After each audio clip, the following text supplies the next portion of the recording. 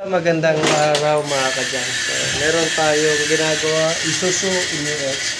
Ang may-ari sabi ay nagdadagdag siya ng fluid, no? Brake fluid. Kasi nababawasan, nagtataka siya. Pero sinilip na lahat ng mga gulong, wala naman nilalabasan. Pagka ganyan mga kadyak, maging aware tayo dito. Ito. So, itong brake master na ito, pagka walang nilalabasan, sigurado yan. Dito yan. No? Ito yung brake master niya. Yung basang-basa mga kadyak ko. So yan, ayun, nakaganyan yan, dyan tumatagas. Ayun, kita nyo mga kadyak. Ayun. Ayan mga kadyak, dyan tumatagas sa tinatawag na hydrovac natin. Ayun. Pagkapapansin niyo yung hydrovac, pero siyang fluid. Ayun, no? Ayan, ugain natin. Ayun, no? Nakikita nyo mga kadyak. Ayan, punong-puno. So kailangan natin alisin yung fluid dyan sa may ating tinatawag na hydrovac, no? Lalong masira na agad dyan. Sana maging okay pa kasi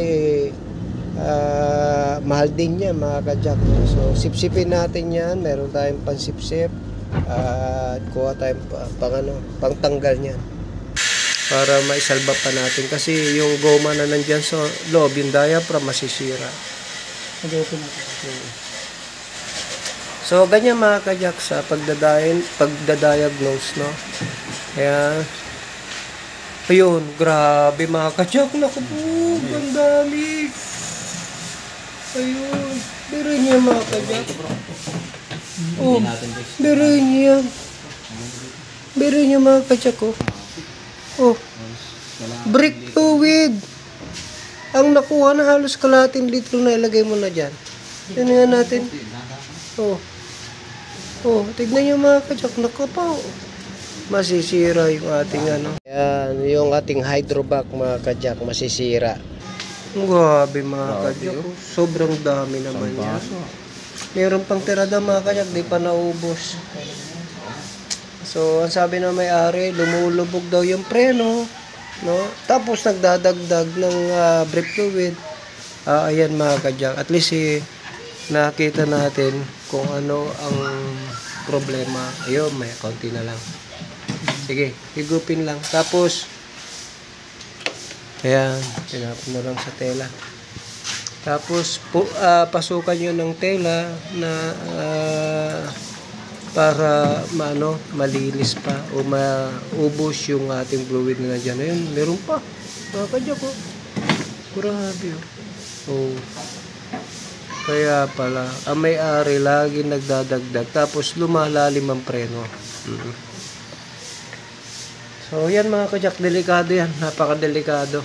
Baka mamaya hindi mo mapansin, ubos na pala yung brake fluid mo. Nako, baka lalong madisgrasya tayo niya.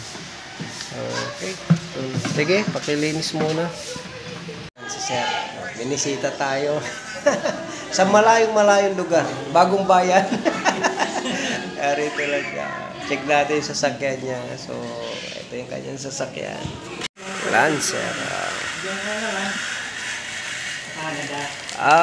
So mga kadyak, napaka-basic lang yung mga pinakita natin at ginawa natin. Doon sa Lancer na pizza pie, ang ginawa natin mga kadyak doon ay kasi dinalad sa atin pabago-bago daw yung minor, tapos nahihirapan humatak. Ang ginawa natin, nilinis lang natin yung karburador. So, yun, basic lang na ginagawa muna natin yung check natin. Tinanong ko, sir, nalinis nyo na ba yung karburador nito? So, nilinis lang natin and after na malinisan natin, okay na agad, no? At nagtanggal na rin tayo ng ATF fluid niya kasi nga nakukulang yung kanyang ATF. So, ang Mitsubishi Lancer Pizza Pie, umabot yan ng 4.5. I-check nyo maigi mga kadyak yung kanyang sukat. Meron naman yung dipstick, yung ating tinatawag na transmission. Masusukat nyo yan kung umaandar o pinaandar nyo na, pinaikot nyo. And then pagka mainit na siya, tsaka nyo itataas yung tinatawag na dipstick niya para makita nyo yung level kung nandun na siya sa hot. So, ganun ang pagsukat. Hindi ko na na-video pero okay na yung sasakyan ni Sir sa Mitsubishi Lancer. Tapos, itong isa naman na ginawa natin, ito po ay Isuzu MU-X. So, yung Isuzu MU-X, nako, matagal na ginagawa ni ma'am na nagdadagdag ng fluid, no? Sabi lagi daw nababawasan at pina-check niya naman daw walang tagas, sabi sa shop, pinakita na walang tagas, walang makitang tagas. So ganun.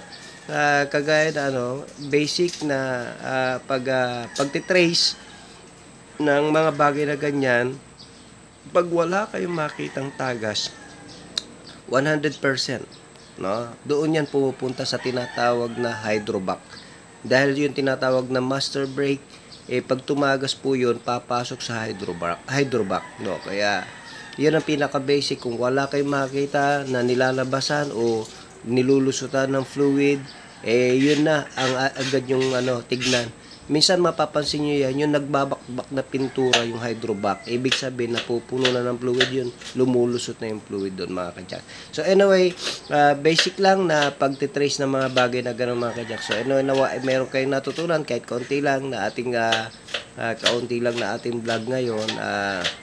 Tandaan natin lagi na maingat din tayo sa ating mga sasakyan para sa ganun ay tumagal, mga kajak. Anyway, Jack of all trades, auto care, the shop that cares for your car. God bless you.